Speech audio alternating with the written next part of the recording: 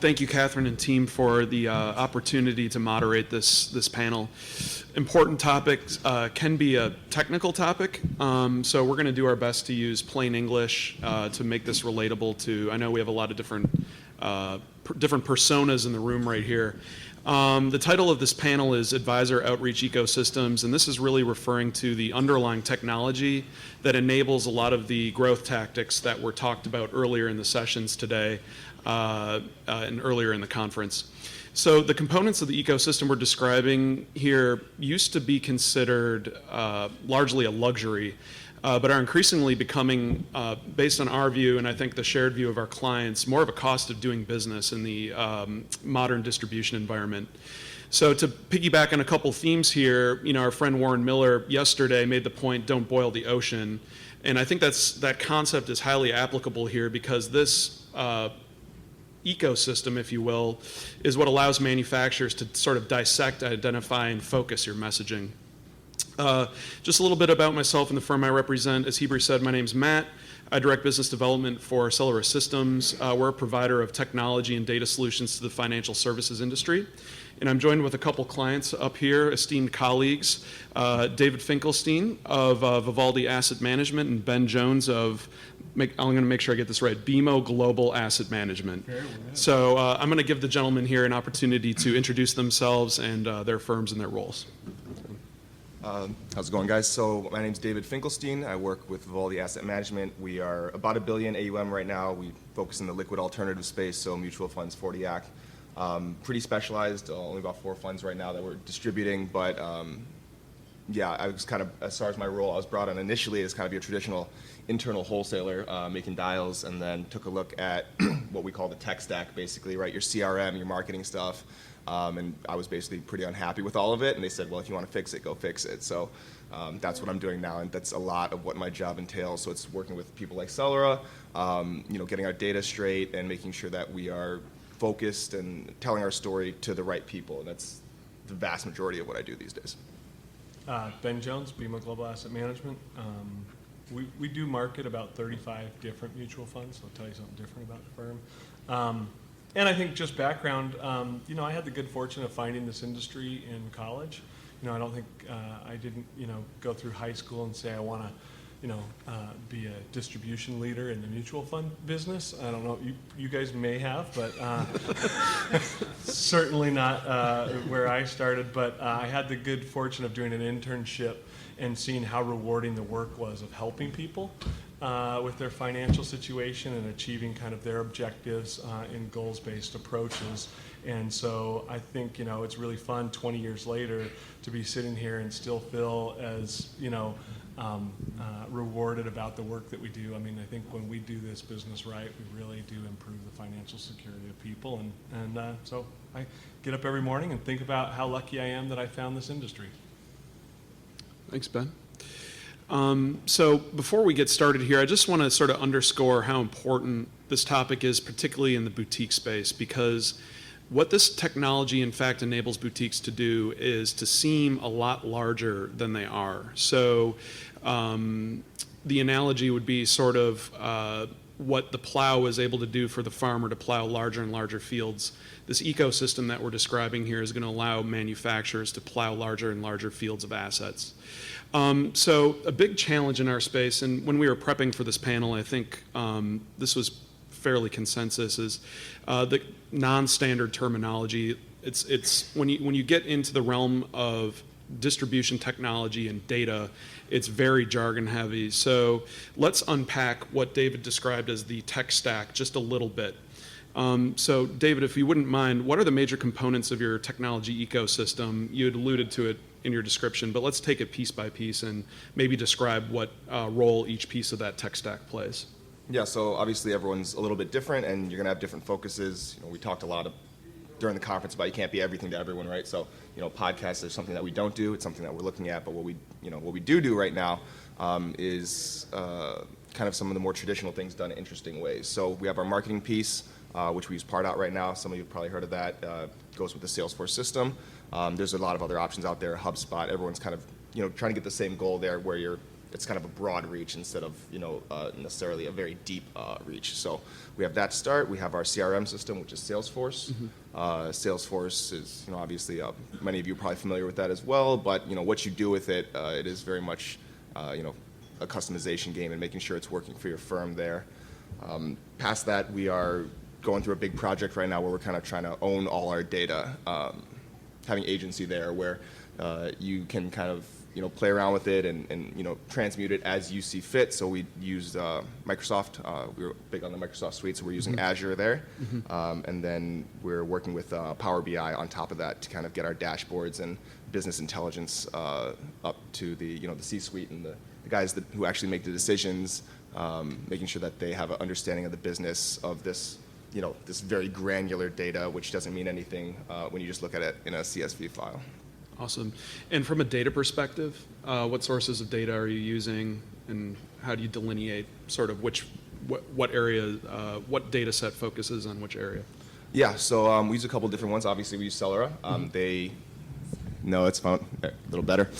So we use Celera. They've been a really great partner, both in terms of the actual data they provide, which is the flow data, so we know exactly where funds are coming from, where who's moving in and out of our funds, making sure that we're in contact with our clients, as soon as possible. Sure. Other than that, we also use Broadridge, who I think we took a look at a lot of different data providers. They do a very good job of going deep, maybe not as wide, and then to go for breadth, we use Discovery Data, who I really feel like they've got a good handle working with their data scientists on making sure that if there's someone that you might want to be talking to, they probably know who they are and kind of where they are, at least at a very kind of surface level. Absolutely. Thank you for that. Ben, you want to talk a little bit about what BMO is doing as far as that's concerned? Yeah, so I guess the first thing I'd say is that tech stack probably gives me a lot more credit than I deserve. So I'm going to try to keep this more from an application of what we do with the information. And the first thing that we did when I joined the organization, we had an institutional CRM and an institutional sales enablement program, which you have to have a very different program when you get into the distribution of 40X and the intermediary space. And so the first thing that I did was hire someone who could spell tech stack. And we hired a really talented person to spend time using her knowledge and experience to create these things. A couple of things that maybe got left out that we do a little bit differently is we do include the website and our subscription center as part of that data set that comes in, as well as Seismic, which is kind of our content warehouse. Sure. For holding the content that we have, and we're just actually barely integrating that tool, which so you can buy the tool, but then integrating all these pieces becomes actually quite a big project. Sure. There's definitely a learning curve, and I think based on our experience working with clients, there's the expectation of immediacy. I think that goes along with a lot of technology solutions in any industry, but I think from our perspective, if firms can learn to walk before they crawl, that'll prevent a lot of wasted time sort of downstream from that. David, just a follow-on question. Can you explain what tools like Pardot and HubSpot actually do for you? Yeah, so much like the plow you were talking about, we talked a lot about resources and what you have and working with what you have, and distributing all that great content that a lot of the PMs put out can be difficult.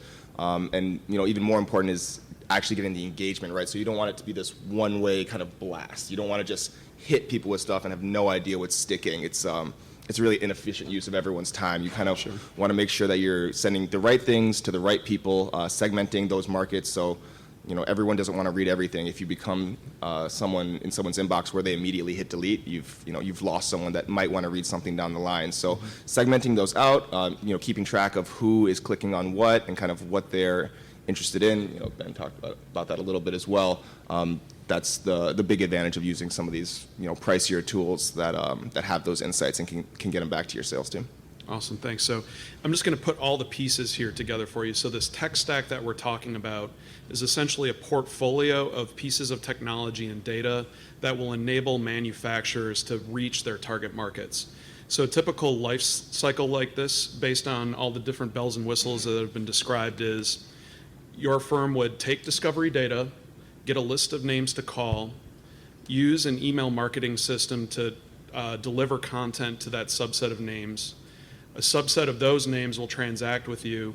Then you would use, for example, SalesStation to track who is going to be transacting in the products and track that on the back end, with the CRM providing an operating system for the entire ecosystem. Does that do we have any, so Catherine coached me, we want to make sure that we have an opportunity to answer questions because we know that this can be sort of technical. So are there any questions right off the bat here? Yes. So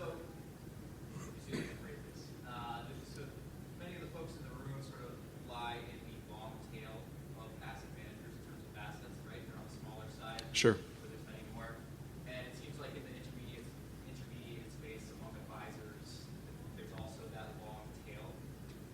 So I just wonder how you folks think about expending your resources. Do you focus them on where the assets are, or do you have something that allows you to scale your efforts to reach that long tail of advisors and get them interested in your funds?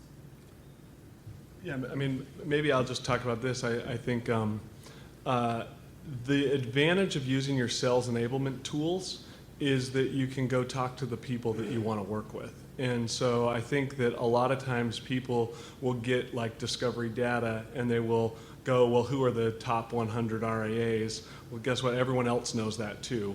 And so then you're just going back to this kind of one of 100 people calling on them, trying to get in the door. And so what we did is, if we would have looked at data like that, first of all, if you look at the data, a little over 50% of the AUM is at the wirehouses. And, you know, I think you look at that and you say, oh, well, we got to go to the wirehouses. Well, it's an expensive proposition for a manager like us, right? There's fees to get on the platform. There's a minimum viable wholesaling force that's required to service that platform. And so for us, what we did is we promptly ignored, you know, that section of the marketplace, and we said, where's the place where the things that we do can add value to the people we want to serve? And so what we did is we used that enablement to segment the marketplace, and we segment advisors based upon 3 criteria. And so the first thing is we segment them based upon their profile. We have 2 different avatars, or, you know, what was the word you used a minute ago? You had a good one. But 2 different profiles, if you will, of advisors that are out in the marketplace. And we first segment into those 2 different profiles. Then from there, what is their role? Are they management? Are they an analyst? Are they an advisor? And because most of these people work in team formats now, and so you don't want to hit the analyst with product information, and you know, you want to hit him with product information, not the management guy. The management guy, you want to get him stuff about the business and trends and so on and so forth. And you know, the advisor wants stuff about planning and client engagement and so on and so forth. So we segment them then, so based on profile, then based on role, and finally based upon our beliefs as to how much production they could do on an ongoing basis. And so we segment, you know, based on production. And then we target our sales force to kind of the top 150 or so advisors based upon that segmentation format. And, you know, I have a rule with our sales team. It's get to know as quickly as possible. I think oftentimes salespeople, I think their job is to get to yes. But with our team, we really focus on, you know, how do we figure out really quickly if there's an opportunity for us and then move on. And so we have our internal sales desk. If they haven't profiled the advisor, we don't set a meeting. Yeah, just to elaborate on that, I think, you know, Ben touched on this, but, you know, tailoring your messaging is important, right? So all of us have gotten, you know, these spam emails where, you know, it comes in and immediately you think this has nothing to do with me. And then again, you're going to be very quickly relegated to immediately delete status like that. So just going after those big guys, they're going to get the most emails. It's not going to work very well. You know, my favorite clients and the prospects I like to go after the most on that longer tail are, you know, someone who is a good partner. They're looking for an alternative solutions provider. They want to use our research team regularly. They are maybe, as I was speaking with some of the other people in the room yesterday, maybe they've given up on alts because they don't have a team to manage the whole thing. I said, well, you know, let us do that. We'll take your whole book. So they don't need to be a $1 billion RIA for us to get a lot of business if they fit that right profile. So instead of getting these little itty bitty slivers from these monster RIAs, if you can get a good partner with some medium or small RIAs, those tend to be better assets, stickier assets, and people honestly that I enjoy working with a little bit more. Yeah, I mean, I think everybody likes to use the buzzword segmentation and targeting, but when you tell that to your relationship management professionals, you're going to get a lot of eye rolls, right? They view that as busy work from the home office. They're going to go service the client, or they're going to go sell something. Those are the common arguments I get back. And so what we have done in working with Celera and some of the BI tools that we have there is we've been able to create some dashboards for our people where we give them the opportunity to segment advisors and then see the flow of trades relative to their segmentation to help put some data and precision to the actual way that they're running their territories. And it's actually been a very helpful thing to bring the data into the equation to say, well, I know you feel this way, but the data says this, so what are we missing? And I will just say, like, sometimes they're right and the data's wrong, and sometimes the data's right and they're wrong. And so it creates an opportunity for a dialogue. It doesn't create an opportunity to tell them they're wrong or them tell you they're wrong. It's funny because we always talk about data science, but there's also data art that's in there somewhere as well. So, sort of on the topic of institutional learning, learning how to crawl before you walk and et cetera. What process did your firms go through in order to sort of identify, prioritize, and evaluate these many different solutions that we've talked about? This actually, Scott and I were having a conversation with Maggie right before the panel here about sort of what's the priority. So on the theme of that, David, if you wouldn't mind starting us off, what process did Vivaldi go through? To be perfectly frank, it's a little haphazard at first. Sure. It's kind of just getting out there and seeing what's available, because I could talk to the end of the earth about how much I love my products, but the fact of the matter is I chose them for our firm, and everyone here is a little different. That's why we're all here. We're trying to tell our own story. It's a lot of trial and error, and that's just the fact of the matter. There really is no other way to do it, in my opinion. Sure. And you're going to get some stuff wrong, and you're going to get some stuff right, and just keep kind of plowing through, and going to conferences like this. Make sure you're aware of what's out there. That's kind of the number one thing to do. Make sure you're always kind of trying to be aware of new things that are available, because everyone's trying to get an edge, right? And it's not really an edge once everyone else has it.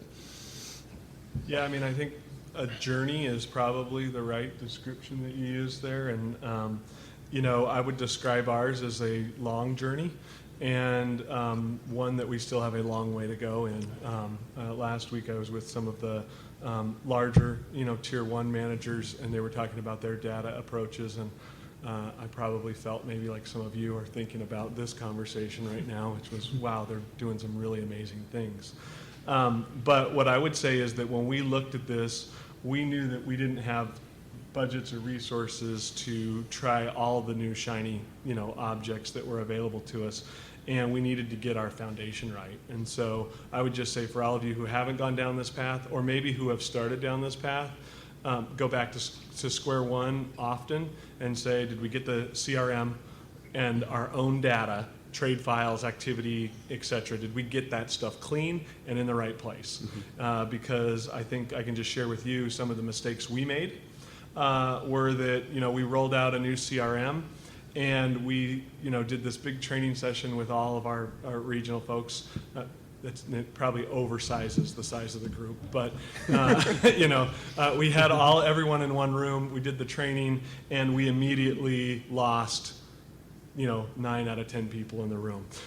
And so I would never do a group training again on any of this with my salespeople. We found that small groups, table workshops, or one-on-one is really the way to train people on this technology stack and Sure. using the CRM.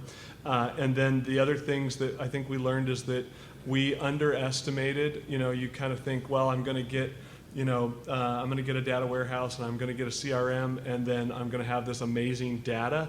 And the truth is that data needs to be stewarded. And we underinvested in resources to steward those. And, we had some fairly explosive growth in the breadth of our distribution after that.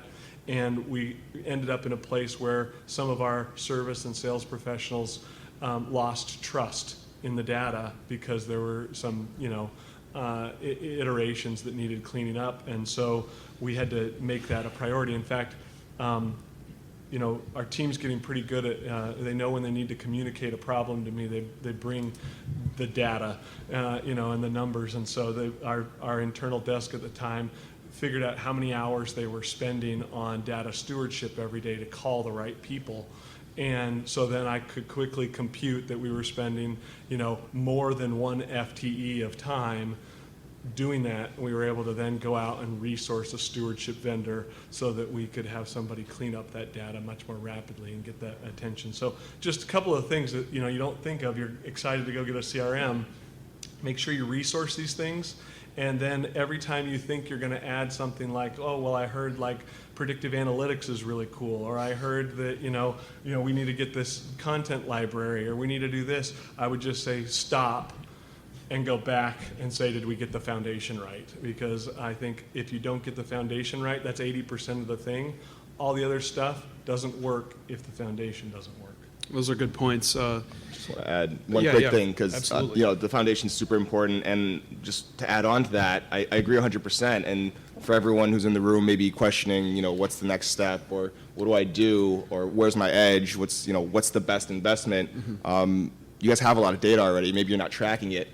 Maybe you don't know what to do with it. But if you have anyone making a call, sending an email, if you have anyone invested in your fund, you have data. And not only do you have it, you have proprietary data. You have something that no one else has. So that's where you're going to get your best insights. It's not from someone who's cleaned and read a bunch of ADVs and says this guy's 90% likely to invest in your fund. You have someone there who's invested money with you. That's your profile. That's who's already doing business. That's where you get the best insights, in my opinion. Yeah, I couldn't agree more. I mean, based on our view of seeing this occur across many, many, many clients, there is a very profound difference between the firms that adopt these solutions because they feel like they have to versus firms that truly view their data set as a capital asset and want to try to monetize and capitalize on that asset. So fair points. I like to joke that Ben is the Lee Iacocca or Peter Drucker of intermediary distribution. He's a industrial math guy. So in terms of calculating or quantifying the efforts here, I think he's really written the book in that based on conversations I've had. And my friend David here is somewhere between a gardener and a mad scientist, I think, in terms of his approach. So more on the adoption, because I think we've sort of been alluding to it. How were you guys in your respective firms able to essentially operationalize this portfolio of tools that you guys have been using? Yeah, so at the end of the day, data's fun, stewardship's great, and we can talk to the end of the world about how technical we want to be. But if no one's making a decision and no one's making a sale, it's all pretty worthless, right? So there's definitely got to be a focus on getting something into the hands of the people that are actionable. I'm lucky that it's a very small firm. It's basically me, one other guy doing the sales, and then a national accounts manager who's helping us make decisions. But it is a conversation, and you kind of need to find out what they need, and it is goals-based, right? You don't want to go in saying, I want to prove this. You kind of need to say, what don't we know? What would help us do our job better? And then I find that pretty quickly it becomes clear, what you need to get out of the data from there. So I would start with, talking to the people who you want to use it, whoever that may be, whether that's your sales team or whether that's your C-suite, figure out what they want to know, what they don't know, and then kind of go hunting in that regard as opposed to the other way around. Sure. Yeah, I mean, I think most sales and service professionals view the CRM as initially as kind of a big brother tool, so that somebody can see what they're doing or track what they're doing or how effective they are. And I think it's really our role as leaders of our various organizations to make sure that we're providing them a tool that it enhances their job. In other words, how does it make them more productive, more effective, more successful? And so we spend a lot of time asking our people for feedback, and they're not shy. And so, we always walk away with a lot of different things that we can do, but just simple things. If you think about how your customer journey works with your clients, think about how the CRM journey works for your sales and service people. So how many clicks does it take to enter a new person into the system and proof that person? How many clicks does it take to enter a contact? How many clicks does it take to enter an email? How do they put content attachments back into the CRM? We've found ways to, and when I say we, that's generous. I have a person on my team who's found ways to shorten up those things. And you don't think about it, but when it takes 14 clicks to put someone into the CRM, it just becomes another thing that your salespeople have to do, rather than their day job, which is engaging with your clients the way you want them to. And then David hits on a really good point. You need to know what you want out of these things. So it's easy to do things because you heard something was really neat, or you could buy a piece of code and input it into your tool. But really, at the end of the day, you want the CRM to do something for you. You want the data to do something for you.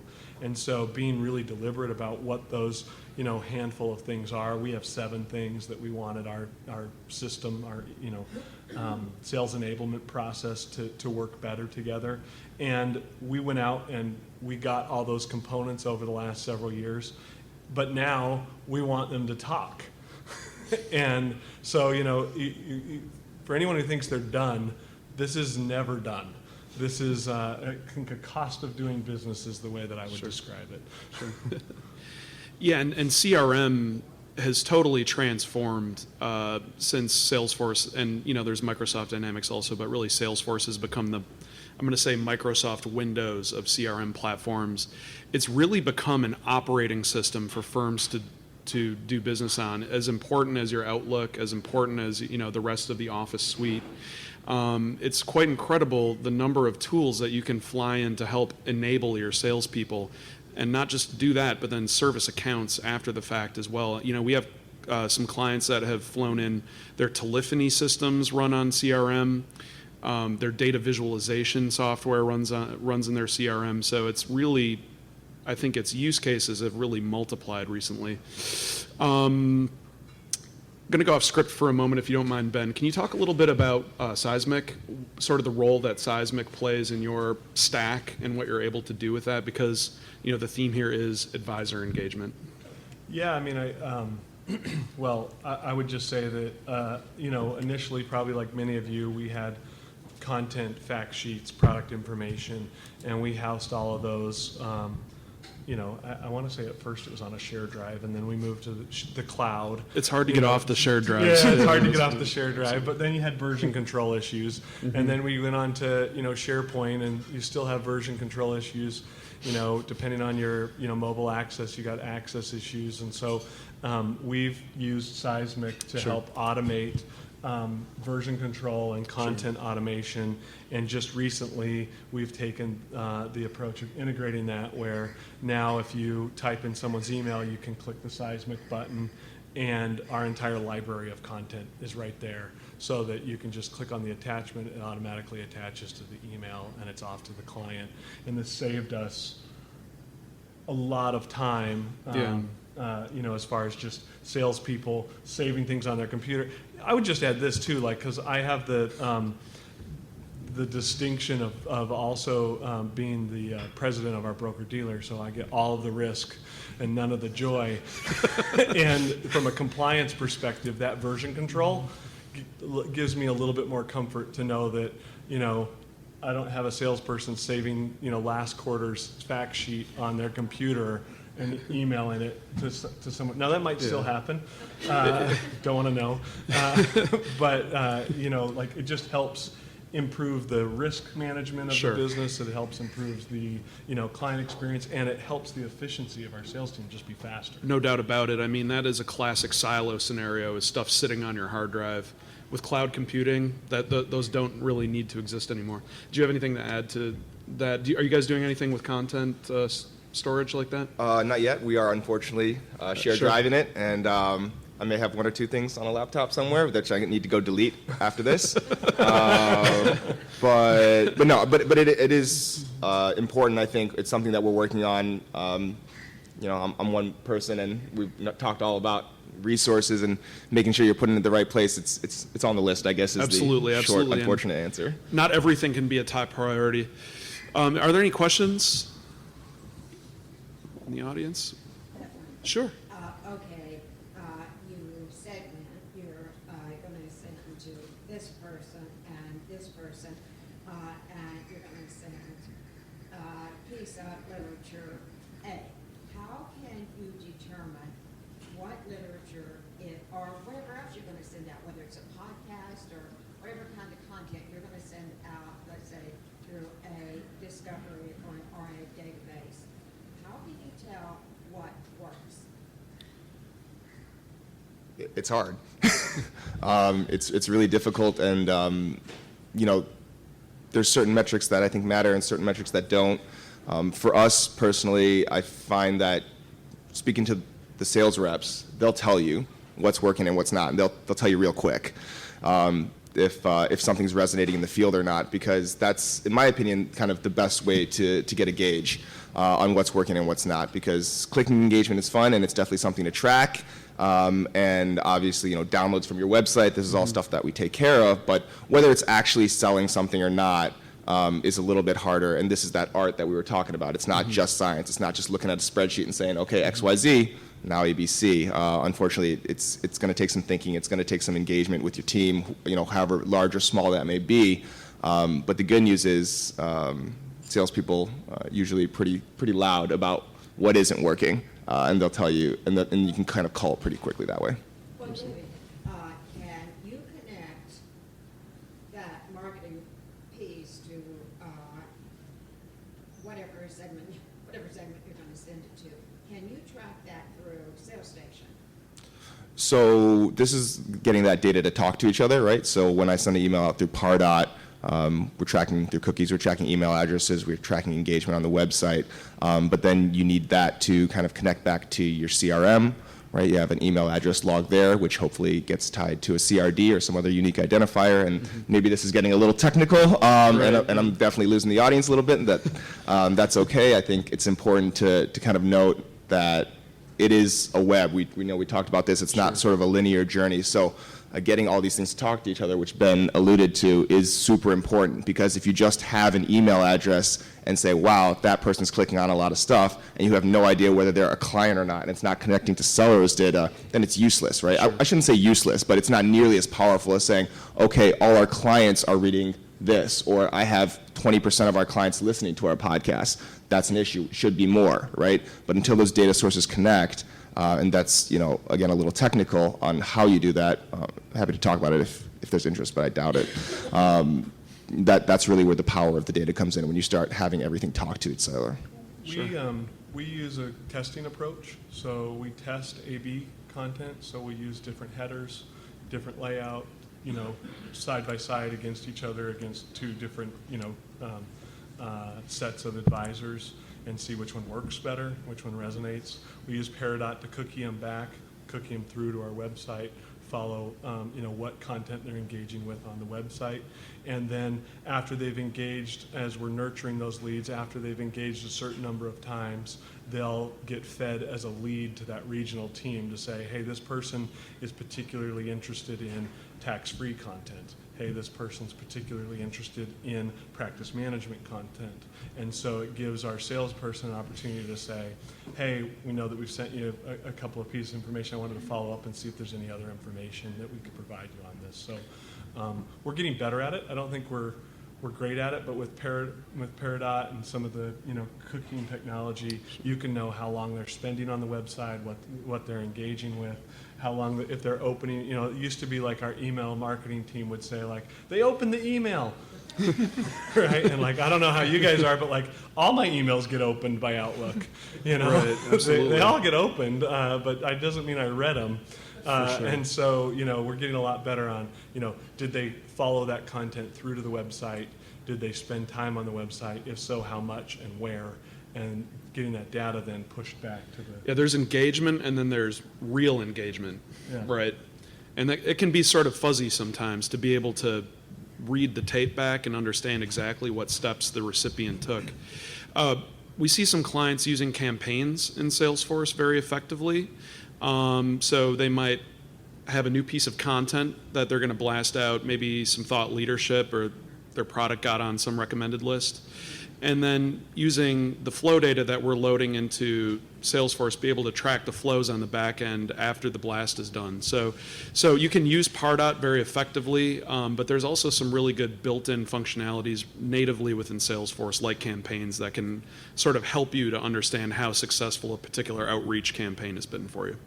So, I mean, if you want to limit your opportunities for success, send a blast email to every advisor because your unsubscribes will go through the roof. So boil the ocean. yeah, if you need to use permission-based, marketing techniques where they're opting in for some certain type of information from you, and then creating those campaigns so that you don't deviate from that information, because otherwise at least we notice through experience, is a quick way to get a lot of unsubscribes quickly.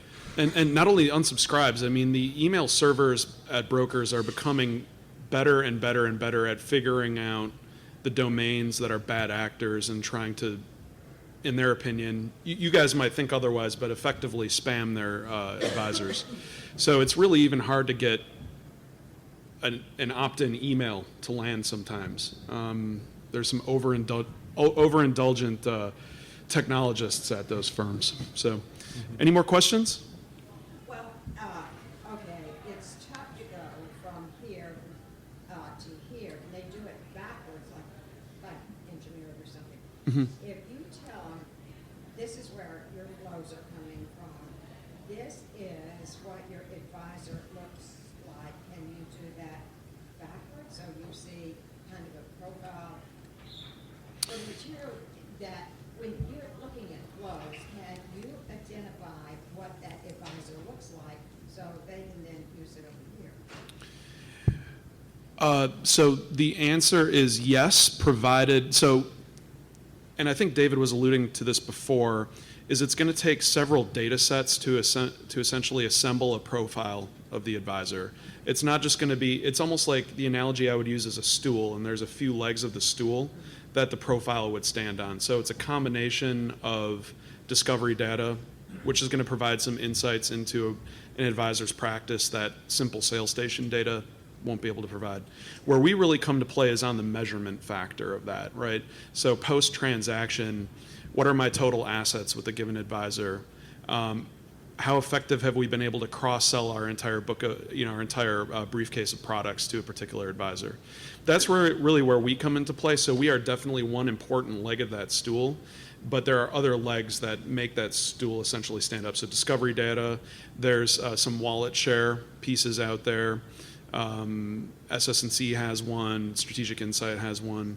Opportunity Hunter is a name that's being kicked around a lot, which is essentially all trying to accomplish the same thing, which is how do we focus our target market and how do we really reach?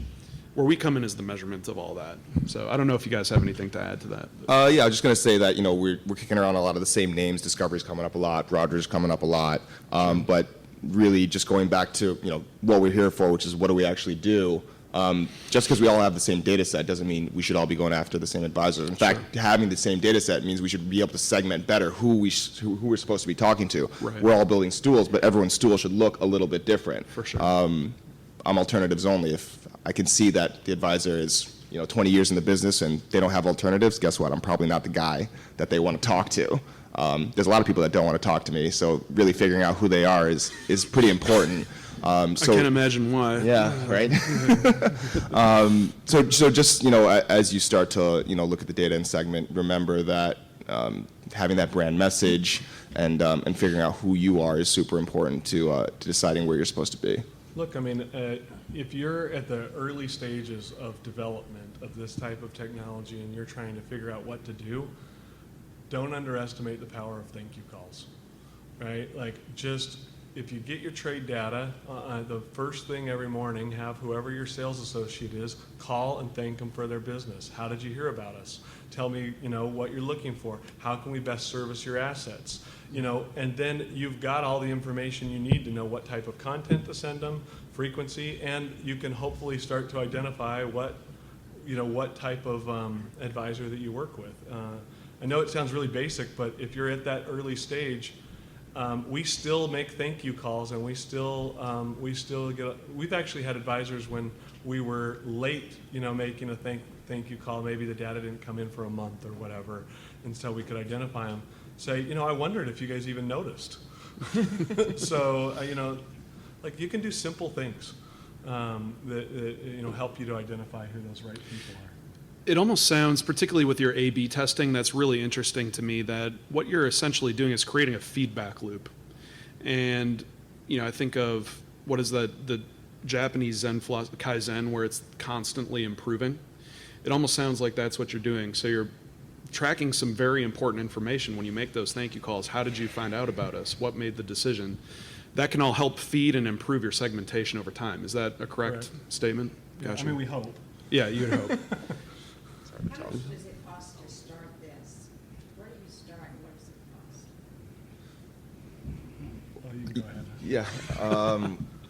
I mean, really, the first cost is just going to be time. You got to put someone in charge of this, is my honest answer, because whether it's thank you calls or whether it's just getting someone to start putting their notes in Salesforce, it's a time effort, and it's an intent, right? You have to make the decision that this is going to be something you want to do. This is something that's worthwhile doing, and everyone here who has ever had some sort of relationship with some sort of wholesaler knows that there's either a notebook somewhere or it's in someone's head that a lot of this stuff is being tracked somewhere, but it's putting it in an Excel file that you can use for something else later on. Mm-hmm. I promise you that anyone here with any wholesalers on their team, you ask them about their top 10 relationships, they know everything about them already. They know exactly how often they like to be emailed, how many times a quarter you have to visit them. Maybe they don't want to be visited at all. They know exactly all that stuff, but it's a question of getting it together and putting it somewhere where it's useful for everyone and not just one guy traveling through whatever state he happens to be in that particular day. That's a good point. And it doesn't have to be expensive. We have some very small clients, some very large clients. I think it's a matter of personal opinion in terms of each specific firm's priority, their specific business goals, because let's be clear here, it's very easy to abstract a lot of what we're talking about as technology, and it's this sort of weird amorphous thing. But these are solving very practical business needs. Reaching advisors, making sure our story is being told to the right people, working efficiently, because in the modern distribution environment, time is such a finite resource, like you alluded to. So it doesn't have to be cost effective. We think that servicing the clients you already have is the most cost effective way to buttressing your assets. And so, we selfishly think that we come first. But, different firms have different opinions on that. We've seen other firms say, we need discovery data first because we need to know who to call, or we need RIA database because we need names to call. It's all a matter of personal preference based on each firm's specific objectives. Sorry, just one more quick thing. If you're wondering where to start and what is the most important thing, again, your salespeople will tell you. Don't ask them, what technology would you like, or what Bible did you hear about? Ask them, what's the worst part of your day? And if it's, sure. I have no idea who my clients are. Well, you got to call Celera real quick. Or I'm out of leads. I don't know who to call. All right, well, then that's a different discussion, right? But they'll tell you real quick what the biggest problem is. That's why I'm doing what I'm doing now. Yeah. Yeah, I mean, I would say I spend a lot of time asking what are the things that you're doing that's not selling. Because those are the things I want to solve for. Is like, we hired them to cultivate relationships, engage with our clients, and grow our distribution. And anything that I can take off of their plate that's not those things is pretty important for me to prioritize as far as, making them more efficient. As far as where to start, I would just say, like, from when I started in this business until now, the cost of these solutions has, just come way down with cloud computing and everything. I mean, you can buy CRMs off the shelf for almost, very inexpensively. I mean, almost like a rounding error to your monthly, For sure. investments. And so, I just think, if you're not doing it, you should be asking yourself why. And if you're not doing it, what is your strategy to scale your organization? Because, if you go forward and you look out 10 years from now, this stuff's critical to continuity of your clients, servicing strategies, and your growth. And so I just think, if you're not doing this, you're probably on a path to, be out of business or acquired. Not to be all doom and gloom, but I would admit but it is an opportunity too. For sure. It is. Any more questions? I scared everyone. Yeah. Yes. Do you seek to measure sales alpha, so the value that your sales force are generating relative to the products that they have and the competition? I would say we have a rudimentary understanding of this, and I think anyone who tells you that they have it figured out probably is a bit optimistic. Sales is fairly nonlinear in that, it takes a bit of timing and a bit of doing a lot of different things to come across the finish line successfully. And it's a little bit more art than science. What I can tell you that we do know is we do track the thing. So I have a 4-page dashboard that I go through in detail with our team every single month that goes through everything from their activity to how quickly they're getting to their sales, et cetera. And so what I can tell you is that we've figured out how to take the number of in-person meetings that it takes to get the first piece of business with an RAA down almost every year. And we've done it by, looking at, it used to take us 6 meetings to get our first piece of business with an RAA. Today it takes us 4.2. At a broker-dealer rep, it takes us 3.4 meetings to get our first piece of business. And if we look at what increased that, kind of closed that speed to yes or no quickly, it's the introduction of a client portfolio manager or a PM call at the right time.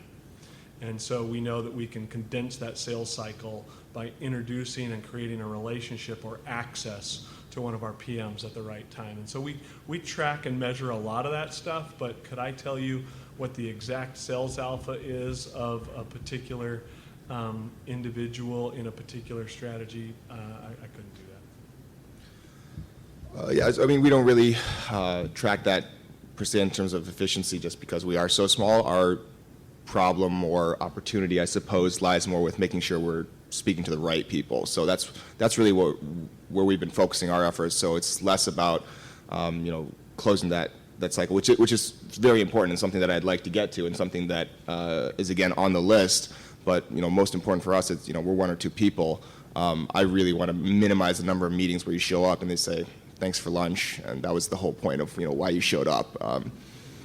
Yeah, we really try to move away from the professional friend business because I think that's the natural inclination, right? If you talk to anyone, sales especially, they overestimate their influence on the final deal, Sure. and they underestimate their influence on retention. Yeah. And that's why I said there's a lot of different pieces that go into that. But what we do know is that we've started to track ROI on conferences fairly accurately. And I think that's a big spend for anyone in this business. Impact or whatever might be your only event for the year, and we did them pretty poorly early on. And I think we're getting better now. We leveraged Melissa and SunStar to build PR around it for our PMs. We integrated it with marketing, follow-up, follow-through, and we track the sales and leads that come out of that. And I would say that every year we learn something, and we've adjusted, and we've really, I think, got to a point now where we have a playbook that we follow for every conference that we attend. Why are we attending? How do we judge success? How are we going to track this? How do we pull together all the components of the organization to make sure that this is successful? Because when you're spending 25, 50, 75,000, I mean, these are big numbers for a small budget like us, and we need to make sure that we're getting an ROI on those. That's an important point. It's sort of the next generation of the evolution of these tools is getting to the point where you can very accurately measure that kind of stuff. So that's a great question.